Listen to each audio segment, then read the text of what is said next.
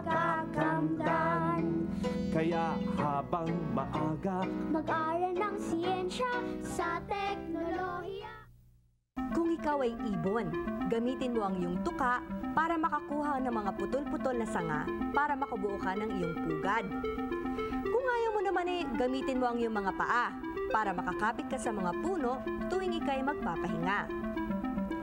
Kung ikaw naman ay isang maliit na mamal tulad ng kuneho at mayroong mga paws, gamitin mo ang mga ito para humukay ng butas kung saan ka titira. Ang tawag dito ay burrow. Pero kung ikaw ay malaking mamal tulad ng leon o tigre, maghanap-hanap ka na ng malaking kuweba na pwede mong tirhan. Okay lang na wala kang perang pambayad kung sakaling may mga nakatira ng ibang hayop doon. Kung malaki ka naman, siguradong masisindak yung maliliit na hayop na nakatira doon at mag-aalisan. Kung ikaw naman ay amphibian, lumipat-lipat ka na sa mga lugar na malapit sa mga swamps o matutubig na lugar.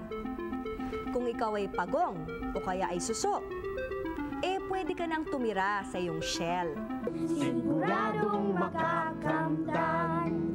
kaya habang maaga, Mag-aral ng siyensya sa teknolohiya.